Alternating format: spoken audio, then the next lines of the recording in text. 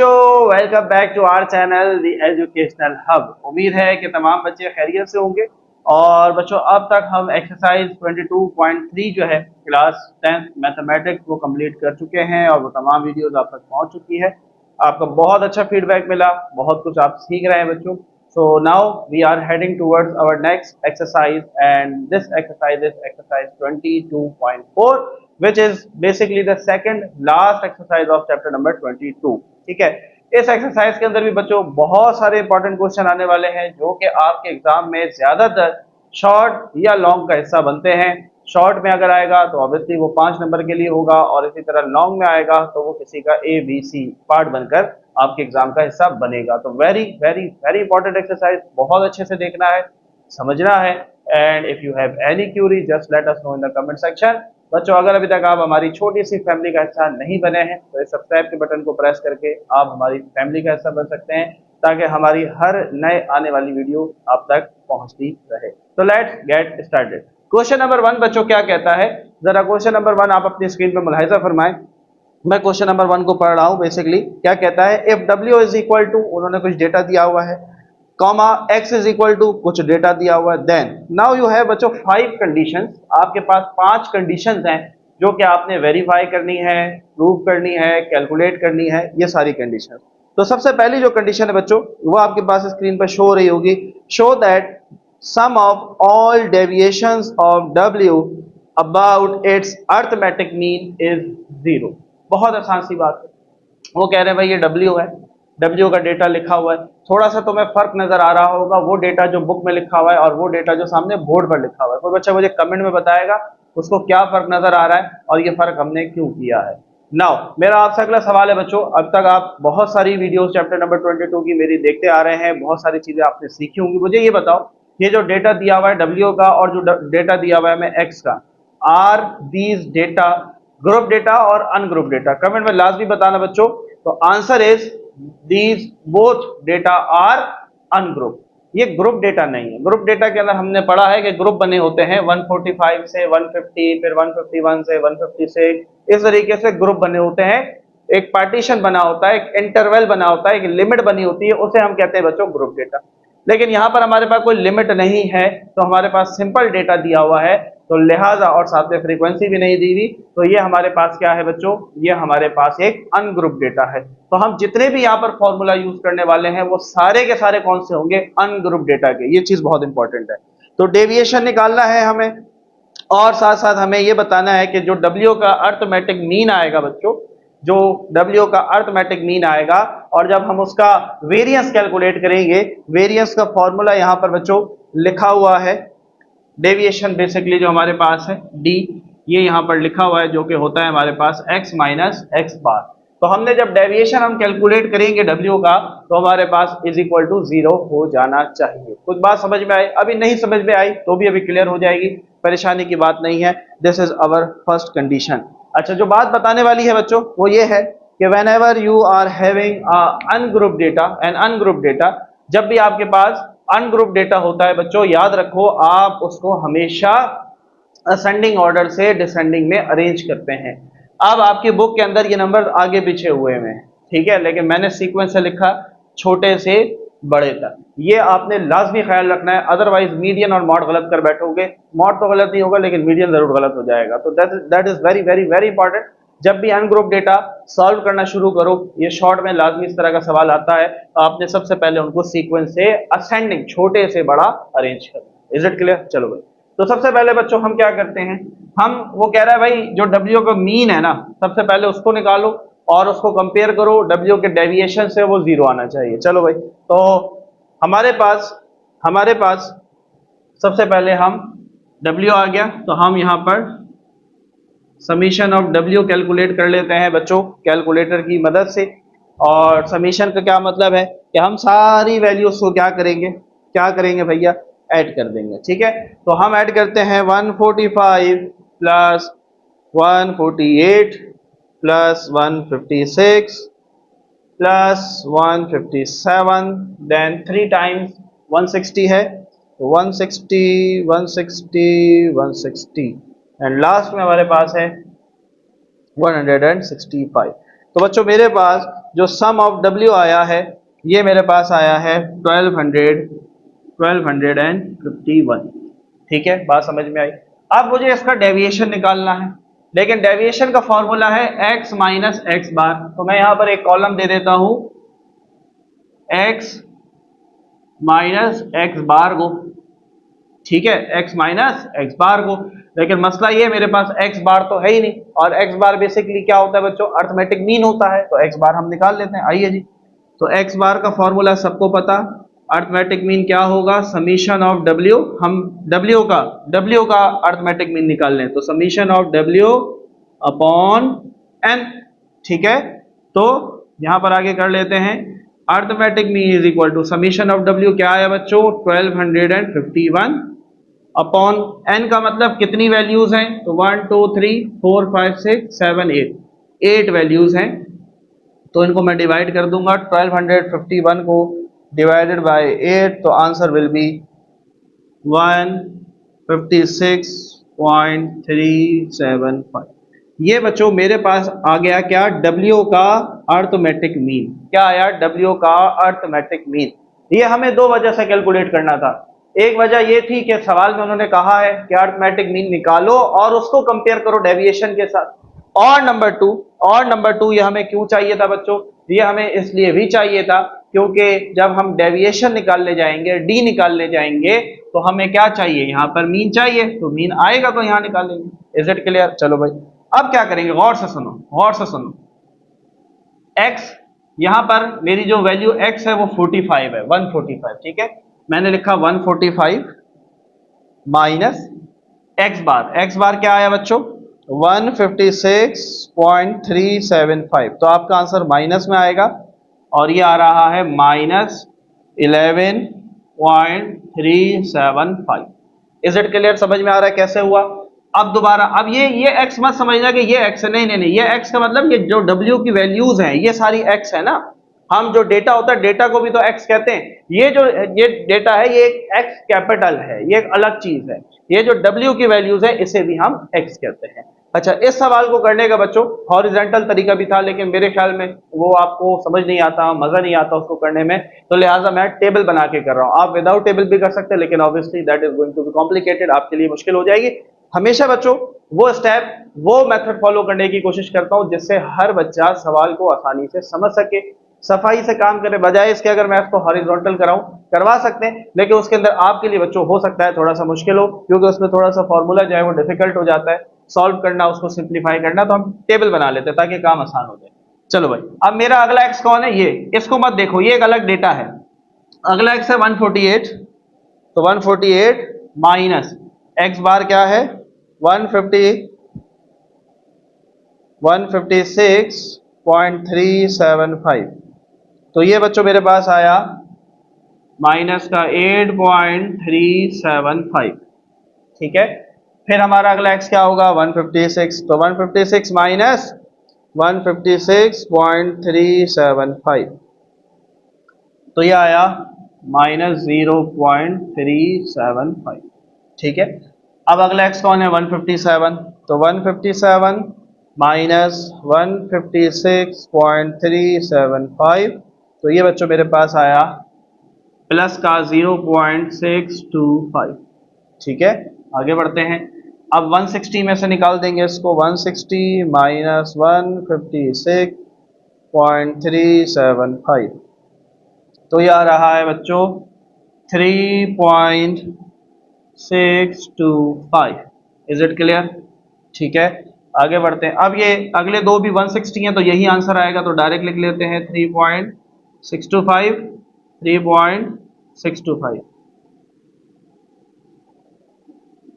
अच्छा जी, लास्ट क्या है 165, तो 165 माइनस 156.375, तो बच्चों आंसर आ रहा है 8.625।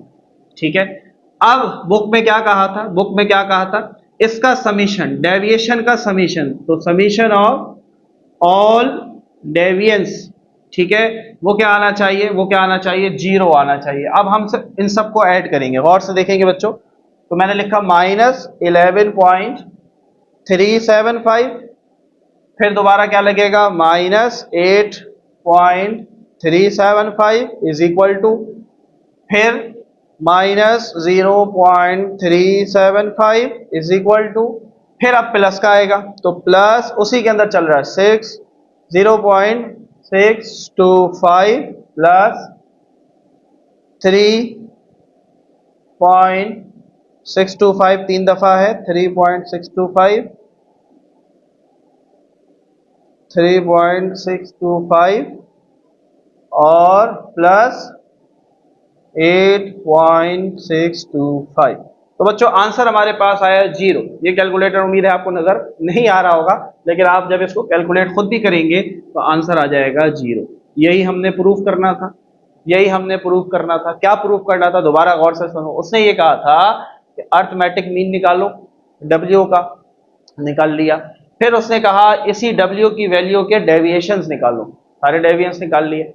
फिर उसने कहा जब इनको ऐड करो, इनका सम करो तो 0 आना चाहिए, तो 0 आ गया, तो 0 आ गया, 0 ही लाना था हमें। Is it clear? मजा आया, फील लिया? पहला पार्ट समझ में आया बच्चों? ये था हमारे पास क्वेश्चन नंबर 1 का पहला पार्ट, जिसके अंदर हमने तमाम डेविएशंस का सम लिया डब्ल्यू के, और हमने कहा अर्थमेटिक मीन के मुकाबले में वो क्या आया है, 0 आया है, क्योंकि अर्थमेटिक मीन आया है 156.375, जबकि हमारे पास डेविएशन क्या आया, deviation sum of all deviation 0 आया। इज इट क्लियर बच्चों? Is it clear? मजा आ रहा है, फील ले रहे हैं? चले भाई, अब अगर हम कंडीशन नंबर बी पर आते हैं बच्चों, मेरी बात को गौर से सुनेंगे। कंडीशन बी पर आते हैं, क्या कहता है, शो दैट अर्थमेटिक मीन बराबर होना चाहिए ज्योमेट्रिक मीन के, ज्योमेट्रिक मीन बराबर होना चाहिए हार्मोनिक मीन के, हार्मोनिक मीन बराबर होना चाहिए मीडियन के, मीडियन बराबर होना चाहिए मॉड के, फॉर एक्स। अब ये कैपिटल एक्स है, यानी कि अब वो बात कर रहा है इस डेटा की।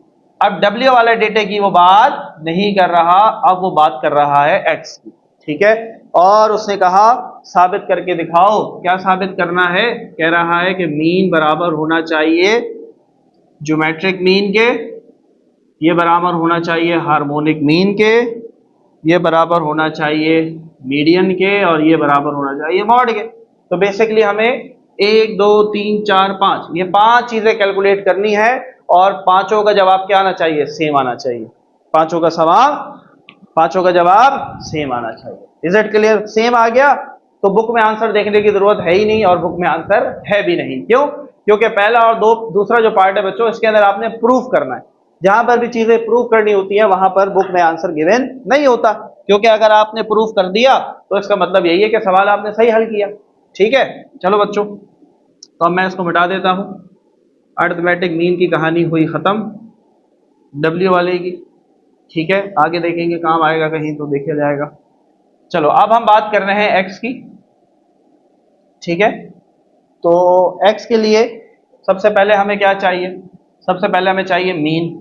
तो नंबर 1, मीन का फॉर्मूला क्या होगा, summation of all values of x बटे एन, ठीक है।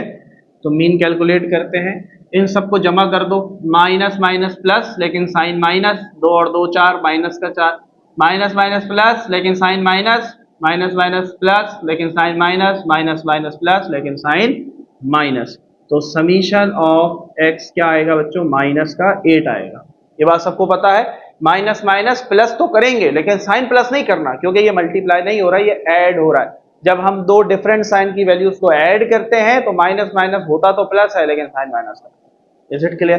तो ये क्या हुआ, 2 4 6 8 साइन माइनस। तो समीशन ऑफ एक्स क्या आया बच्चों, माइनस का 8। तो समीशन ऑफ एक्स की जगह लिखता हूं माइनस का 8 बटे एन का मतलब नंबर ऑफ वैल्यूज 1 2 3 4, 4 वैल्यूज है। चलो भाई, 4 1 जा 4 2 जा 8, तो मीन क्या आया बच्चों, माइनस का 2। अब इसका मतलब ये है जब मीन -2 आया है तो ये harmonic mean, geometric mean, median, mod, ये सब भी क्या आने चाहिए, -2, तभी तो जवाब सही होगा। क्यों? क्योंकि वो कह रहा है ये सब बराबर है, ये सब बराबर है। तो जब ये -2 आया इसका मतलब बाकी चीजें भी -2 आनी चाहिए। चलो भाई, दूसरी चीज की तरफ बढ़ते हैं। दूसरी चीज हमारे पास क्या है, ज्योमेट्रिक मीन। चलो भाई, ज्योमेट्रिक मीन के लिए हमें एक और कॉलम चाहिए होगा। तो for geometric mean, geometric mean के फॉर्मूले में हमें क्या चाहिए, लॉग एक्स चाहिए। क्या चाहिए, फॉर ज्योमेट्रिक मीन, ये ज्योमेट्रिक मीन नाम ही लिखो, हमें ज़रूरत नहीं है ये लिखने की कि फॉर ज्योमेट्रिक मीन, वो हम जब फॉर्मूले में यूज़ करेंगे तो एग्जामिनर को खुद ही पता चल जाएगा कि ये हमने log x क्यों निकाला है। तो बच्चों ज्योमेट्रिक मीन के लिए हम यहाँ पर यूज़ करने वाले हैं ज्योमेट्रिक मीन का बेसिक फार्मूला। ज्योमेट्रिक मीन का बेसिक फार्मूला क्यों? क्योंकि ये है अनग्रुप डेटा। तो अनग्रुप डेटा है, छोटी वैल्यूज है, बहुत बड़ी वैल्यू नहीं है, तो हम यहाँ पर ज्योमेट्रिक मीन का बेसिक फार्मूला यूज करेंगे। बेसिक फार्मूला क्या कहता है? पाई का मतलब है यानी कि सबको मल्टीप्लाई करो, यानी कि -2 -2 -2 -2। अब आप क्या करेंगे? आप लिखेंगे यहाँ पर प्रोडक्ट ऑफ x और पावर है 1/n। अब जरा इसको गौर से समझना, यहां पर बच्चों ये प्रोडक्ट है, ये सम नहीं है, इस चीज को समझना है। बहुत सारे बच्चे क्या करते हैं, वो ऐड करके लिख देते हैं, वो तो फिर वही आ जाएगा। तो ज्योमेट्रिक मीन में फर्क क्या हुआ? ये ऐड नहीं करना है, ये प्रोडक्ट है, मल्टीप्लाई करना है। तो मल्टीप्लाई का मतलब याद करो, वापस चलते हैं क्लास 9 में, मैं तुमसे कहूं a multiply by a square multiply by a, क्या जवाब होगा? आप कहेंगे सर a की पावर 4। ऐसे ही है, क्यों? क्योंकि sir base base base same है, एक दफा लिखा, सारे मल्टीप्लाई हो रहे हैं, इनकी पावर ऐड हो गई, 2 और 1 3 और 1 4। यही काम यहां पर करना है। ये -2 अगर 4 दफा लिखा हुआ है और आपस में मल्टीप्लाई हो रहा है, तो -2 को मैं एक दफा लिख देता हूं और उसकी पावर क्या हो जाएगी? 4 हो जाएगी। बोलो भाई, मजा आया? फिल लिया। यही काम करने जा रहा हूं यहां पर। तो ये सारों का प्रोडक्ट ले रहे हैं, तो मल्टीप्लाई किया, तो ये हो जाएगा -2 की पावर 4, क्योंकि कितने 2 हैं? 4 2। मजा आया? फील लिया? ये बहुत इंपॉर्टेंट स्टेप था बच्चों, और जहां पर बच्चे बेसिकली गलती करते हैं, आपने गलती नहीं करनी है, क्योंकि यहां पर लेना है प्रोडक्ट, यहां पर आपने समीशन नहीं लेना है, सम मत कर देना, ठीक है? तो चलो भाई ज्योमेट्रिक मीन निकालते हैं। तो ज्योमेट्रिक मीन क्या कहता है? ज्योमेट्रिक मीन कहता है हमारे पास x और उसकी पावर 1/n, ठीक है? चले भाई, ये हमारे पास क्या आया बच्चों? ये हमारे पास आया -2 और उसकी पावर क्या आई? 4। उसकी पावर क्या आई? 4। क्यों 4 आई? क्योंकि कितने 2 हैं भाई? 4 2 हैं, इसलिए हमने n की जगह क्या लिखा? 4 लिखा। अच्छा, फॉर्मूले को करते हैं कंप्लीट, ठीक है? ये हमारे पास x क्या आया था? -2 की पावर 4। ये देखो, गौर से समझो, ये मेरे पास यहां पर पावर नहीं आएगी, यहां पर अभी हमने सिर्फ इसका प्रोडक्ट लिया है। क्या किया है? प्रोडक्ट ऑफ x क्या आया बच्चों? -2 की पावर 4। हमने प्रोडक्ट ऑफ x की जगह क्या लिखा? -2 की पावर 4। फिर फॉर्मूले में है मल्टीप्लाई बाय 1/n। 1/n कितना है? 4 है। क्यों? 1 की जगह 1, n की जगह पर। Is it clear? चलो भाई, 4 से 4 मर गया, -2 की पावर क्या होगी? -2 ही होगी। तो ज्योमेट्रिक मीन भी हमारे पास क्या आया मेरे प्यारे बच्चों? माइनस का। तो ये प्रूव हो गया, अर्थमेटिक मीन बराबर आ गया ज्योमेट्रिक मीन के, दोनों -2। अब इसी तरीके से हार्मोनिक मीन पे आओ। हार्मोनिक मीन पे आए। हार्मोनिक मीन के लिए हमें कॉलम बनाना पड़ेगा 1/x का। चलिए जी, 1/x का कॉलम बना लेते हैं। हर एक वैल्यू को 1 से डिवाइड कर दें, तो 1 डिवाइडेड बाय -2 क्या आएगा? बोलो भाई, 1/2 क्या होता है? 0.5 होता है, लेकिन क्या होगा? माइनस का 0.5, माइनस का 0.5, माइनस का 0.5 और माइनस का 0.5। अब इन सबको क्या कर देना है? सम कर देना है, यानी कि ऐड कर देना है। तो समीशन ऑफ 1/x क्या होगा? Minus minus plus, minus minus plus, minus minus plus, लेकिन साइन माइनस। आधा और आधा एक, आधा और आधा एक, तो टोटल कितने बने? 2। तो हार्मोनिक मीन निकालते हैं। Harmonic mean is equal to n का मतलब, चलो पहले फॉर्मूला लिख लेते हैं, फिर वैल्यू पुट कर देंगे। तो harmonic mean is equal to n है 4 और समीशन ऑफ 1/x क्या आया? -2, -2। चले जी, 2 एकम 2, 2 दूनी 4, क्या बचा? 2 बचा। नीचे का जो साइन होता है याद रखो, वो खुद ब खुद ऊपर शिफ्ट हो जाता है। तो हार्मोनिक मीन भी क्या आया? माइनस। मजा आ रहा है? फील ले रहे हो? देखो, असल चीज फील लेना है। ये सर कॉन्सेप्ट के साथ कहानी चल रही है, और वही तो वो कह रहा है कि अर्थमेटिक मीन, ज्योमेट्रिक मीन, ये सारी चीजें बराबर आनी चाहिए। चलो भाई आगे बढ़ते हैं। नंबर 4 में हमने मालूम करना है जी मीडियन। और मीडियन का क्या फॉर्मूला है? जब हमारे पास इवन नंबर ऑफ वैल्यूज हों, ये बात याद रखना है, इवन नंबर ऑफ वैल्यूज। अब कितने, ये 2 है, 1 2 3 4, 4 का मतलब इवन।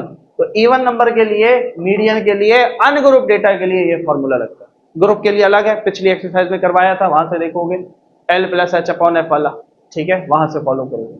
यहां से अगर आपके पास वैल्यूज इवन है और डेटा अनग्रुप है तो ये फॉर्मूला, अगर ऑड है तो सीधा n/2 लग जाएगा, वो तो कहानी आसान है। चलो 1/2, ठीक है, चले, n कितना है 4, 4/2 th value, 4/2 plus 1 th observation, ये पूरा इस तरह लिखा जाता है, ऑब्जर्वेशन।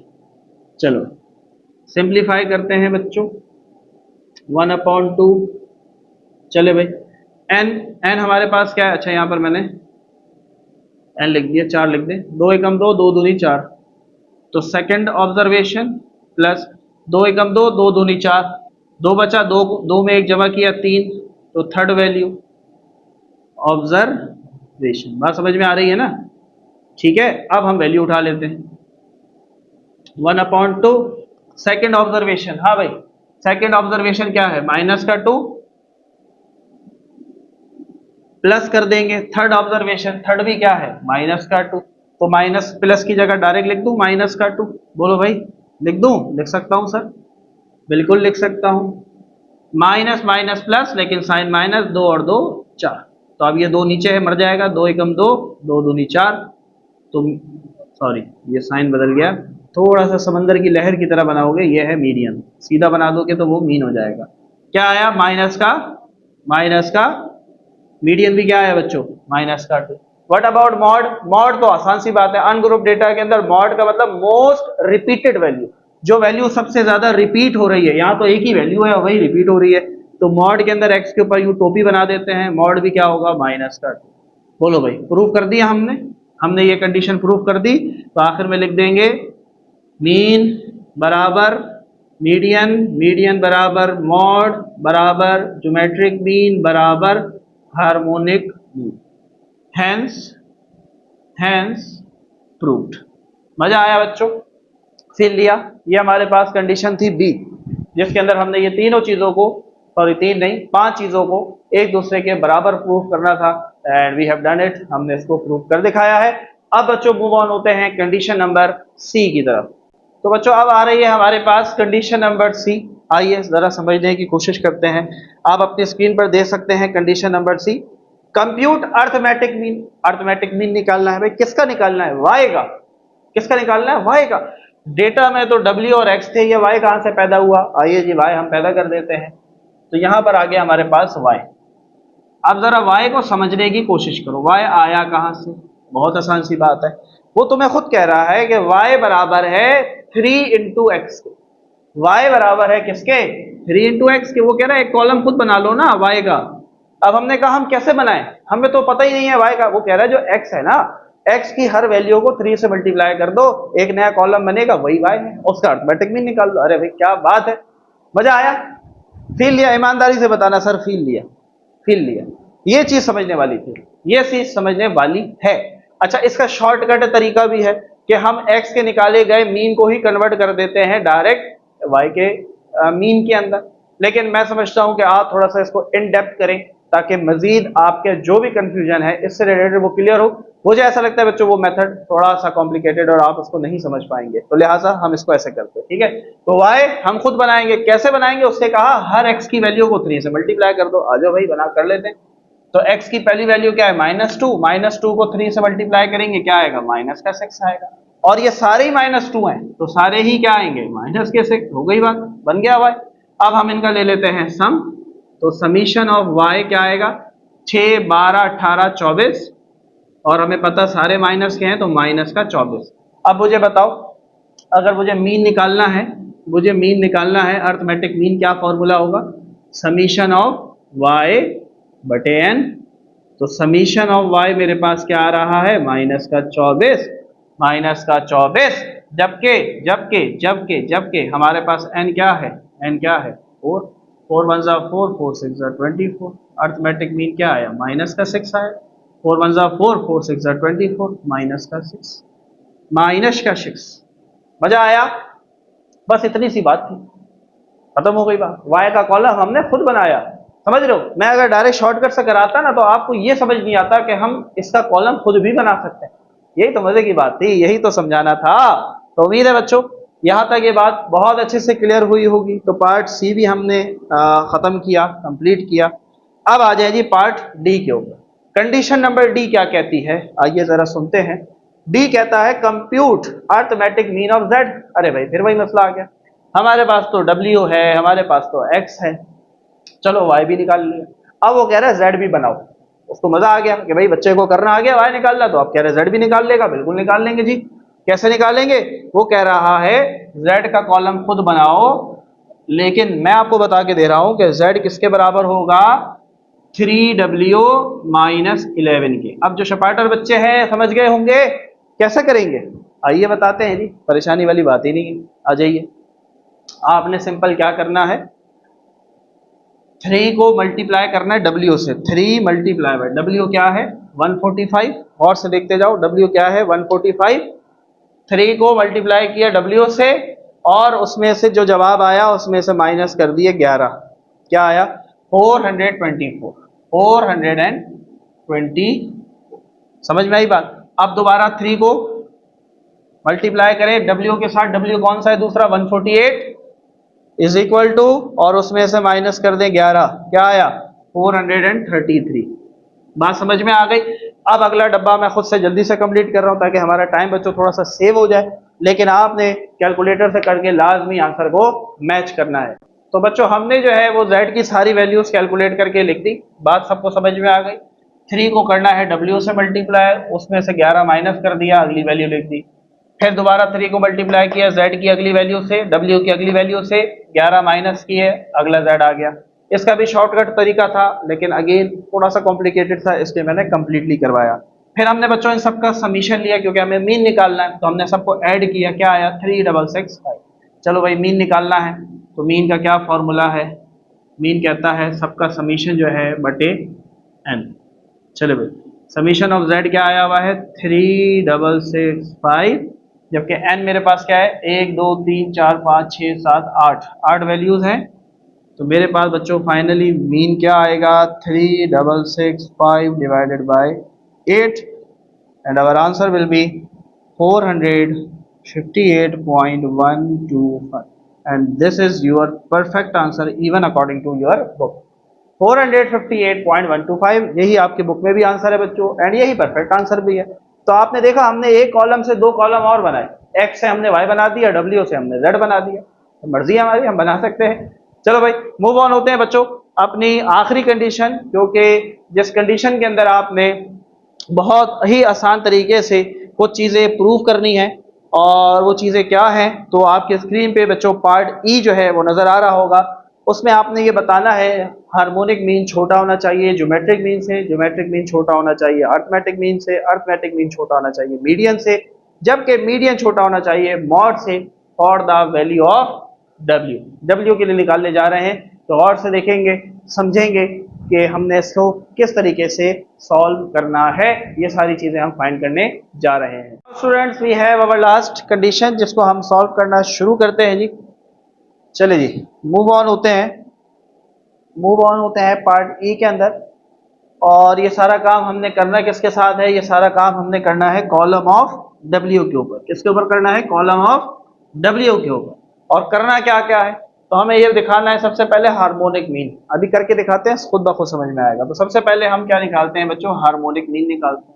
लेकिन मसला ये है कि हार्मोनिक मीन के लिए हमें चाहिए 1/x, तो सबसे पहले 1/x निकालना पड़ेगा, यानी कि 1 को डिवाइड करना पड़ेगा 145 से, 1 को डिवाइड करना पड़ेगा 145 से।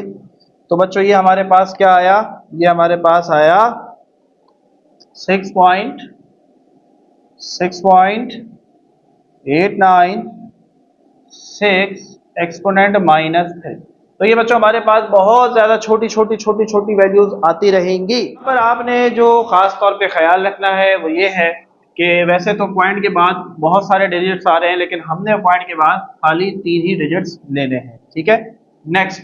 अब अगला क्या है हमारे पास, 1 डिवाइडेड बाय, अगला एक्स हमारा कौन है, ये वाला एक्स मत समझना क्योंकि हम डब्ल्यू के डेटा से कर रहे हैं, तो ये सारी वैल्यूज एक्स हैं। तो 148, तो 1 डिवाइडेड बाय 148, तो बच्चों हमारे पास जो वैल्यू आ रही है दैट इज 6.756। आ तो आगे भी रही है लेकिन हम नहीं लेंगे बच्चों यहाँ तक। बात समझ में आ गई, स्टेप समझ में आ गया। क्या किया बच्चों, 1 को डिवाइड किया 145 से, ये वैल्यू आई, फिर 1 को डिवाइड किया 148 से, ये वैल्यू आई। अब इसी तरीके से हम 1 को इन सारी वैल्यूज से डिवाइड करके यहाँ लिखने वाले हैं। आपने बच्चों अपने आंसर को हमारे आंसर से मैच करना है। मेथड मैंने बता दिया ताकि टाइम हमारा सेव हो, तो मैं जल्दी से इसको करके आपके सामने पेश करता हूँ बच्चों। तो बच्चों हमने तमाम वैल्यूज को डिवाइड करके आपके सामने लिख दिया है। ठीक है, नंबर 1। नंबर 2 बच्चों हमने इनका समीशन भी ले लिया, हमने इन सबको आपस में ऐड कर दिया। आप दो दो करके ऐड करते जाओगे बच्चों, एक साथ सारी नहीं करना क्योंकि कैलकुलेटर ऑब्वियसली एक्सपोनेंट के अंदर है, वैल्यू बहुत छोटी है तो एरर दे देगा। ठीक है, या फिर वो कॉम्प्लिकेशन हो जाएगी। तो आप पहले इन दो को ऐड करें, फिर उसमें ऐड करें, फिर अगला, जब सबको ऐड करेंगे तो ये हमारे पास वैल्यू आ गई किसकी, समीशन ऑफ 1/x। तो हमने सबसे पहले हार्मोनिक मीन निकालना है, तो हार्मोनिक मीन के फॉर्मूले को अप्लाई करते हैं बच्चों। तो नंबर 1 हार्मोनिक मीन का फॉर्मूला क्या है, n बटे समीशन ऑफ 1/x। ठीक है, तो harmonic mean is equal to n, कितनी वैल्यूज है बच्चों, 8 वैल्यूज हैं, 1 2 3 4 5 6 7 8। ठीक है, समीशन ऑफ 1/x अभी हमने निकाला 0.051241। ठीक है, तो हार्मोनिक मीन यहाँ पर हम लिख लेते हैं 8 डिवाइडेड बाय 0.051241।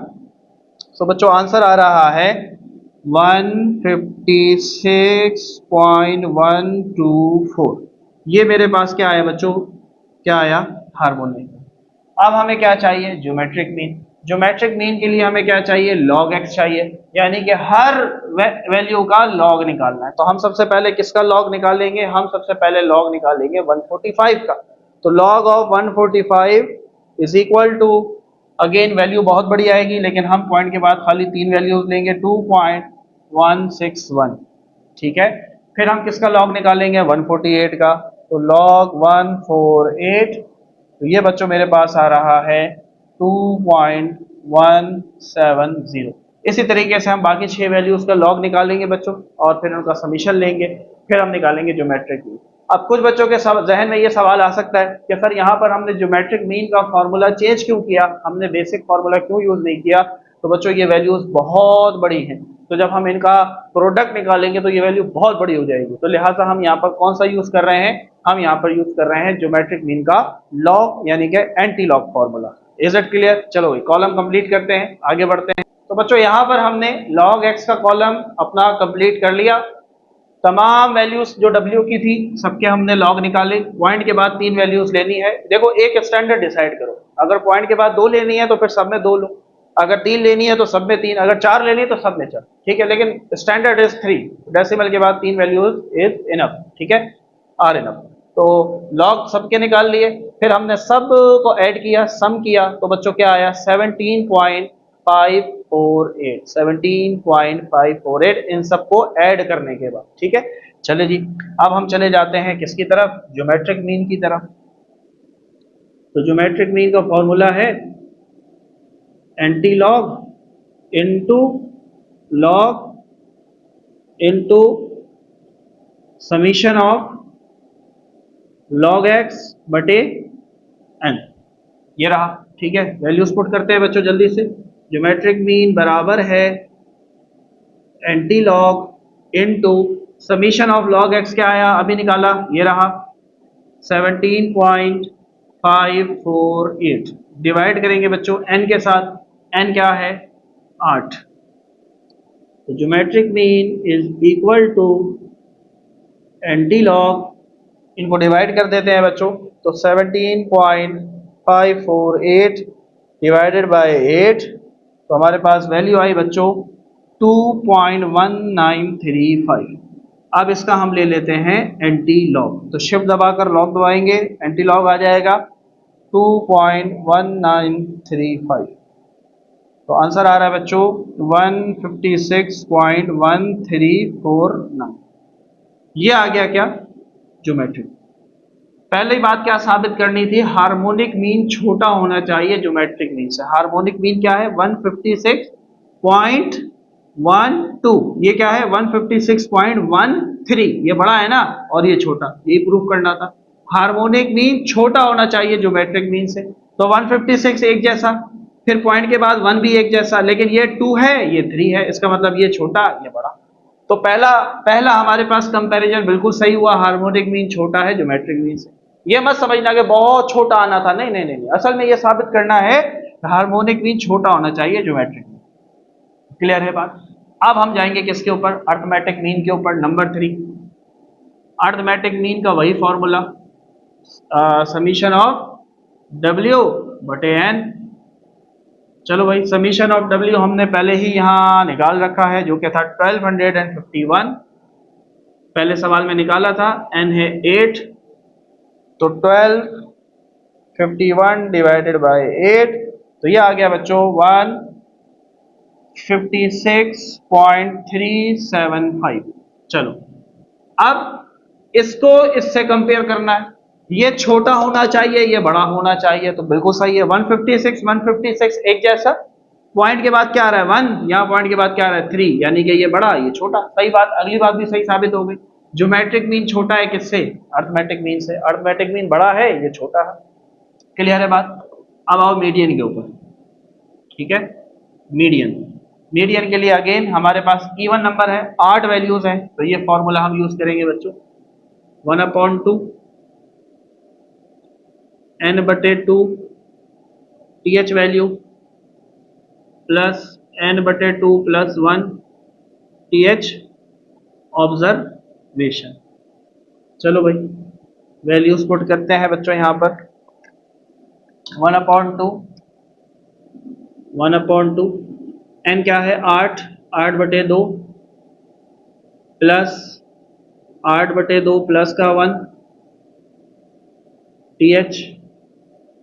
th observation. ठीक है, इज इट क्लियर। चलो ये स्क्वायर बना लो ताकि आपको कंफ्यूजन ना हो। चलो भाई 1/2, 2 एकम 2, 2 चौके 8, तो ये फोर्थ वैल्यू आई, प्लस 2 एकम 2, 2 चौके 8, 4 और 1 5, फिफ्थ ऑब्जर्वेशन। चलो अब यहां चलाते हैं काम अगला। अच्छा जी 1/2, चौथी वैल्यू क्या है, चौथी क्या है 1 2 3 4 यानी कि 157, प्लस पांचवी क्या है 1 2 3 4 5 160। आप समझ में आ रही है बात। पहले वीडियो के स्टार्ट में क्या बताया था, अनग्रुप डेटा को अरेंज करते हैं। अब अगर ये अरेंज नहीं होता तो चौथे नंबर पे हो सकता है कोई और वैल्यू आ रही होती तो आंसर गलत हो जाता। तो दैट इज वेरी इंपॉर्टेंट। देखो छोटे छोटे स्टेप हैं, पूरा सवाल सही हो जाएगा, पूरा सवाल गलत भी हो जाएगा, तो लिहाजा ये ख्याल रखना है। ठीक है, चले जी 157 प्लस 160, तो ये मेरे पास आया 317। 1/2 का मतलब 0.5 होता है, तो मैं डायरेक्ट इसकी जगह 0.5 लिख देता हूँ। ठीक है, तो 317 मल्टीप्लाई बाय 0.5, तो बच्चों ये आ गया मेरे पास 158.5। हाँ भाई, हाँ भाई क्या बताना था, अर्थमेटिक मीन छोटा होना चाहिए मीडियन से। अर्थमेटिक मीन कितना आया था, ये रहा 156, ये छोटा है, 158 बड़ा है। अगली बात भी सही साबित हो गई। Now what about mod. अरे मॉड तो बहुत ही आसान है, मोस्ट रिपीटेड वैल्यू। मुझे बताओ डेटा के अंदर सबसे ज्यादा कौन सी चीज रिपीट हो रही है, तो सबसे बड़ी जो वैल्यू उस पर रिपीट हो रही है बार बार वो है 160। क्या है 160। मॉड निकालने की जरूरत नहीं होती अनग्रुप डेटा के अंदर, तो 160 बड़ा हो गया 158 से। ये बात भी सही साबित हो गई। क्लियर हुआ, मजा आया। तो आप इसको सीधा देखो या उल्टा देखो, ऐसे भी देख सकते हो। मॉड बड़ा होना चाहिए मीडियन से, मॉड बड़ा है मीडियन से, मीडियन बड़ा होना चाहिए अर्थमेटिक मीन से, ये रहा। फिर अर्थमेटिक मीन बड़ा होना चाहिए किससे, ज्योमेट्रिक मीन से, और ज्योमेट्रिक मीन बड़ा होना चाहिए किससे, हार्मोनिक मीन से। तो बच्चों ये थी हमारे पास पहले क्वेश्चन की 5 कंडीशंस, जिसको हमने बहुत ज़्यादा डिटेल में हर एक कैलकुलेशन बच्चों आपको करके दिखाई, ताकि कोई चीज़ ऐसी ना हो जो आपको ये लगे कि सर हमारे पास ये जो स्टेप था ये हमें क्लियर नहीं हुआ। तो बच्चों हर एक स्टेप को डिटेल के साथ समझाया है, बताया है, और उम्मीद है कि ये वीडियो आपको बहुत अच्छी लगी होगी, बहुत कुछ सीखने को मिला होगा। अपना बहुत सारा ख्याल रखिएगा, हमें दुआ में याद रखिएगा। मिलते हैं आपसे नेक्स्ट वीडियो में, अपना बहुत सारा ख्याल रखें। अल्लाह हाफिज़।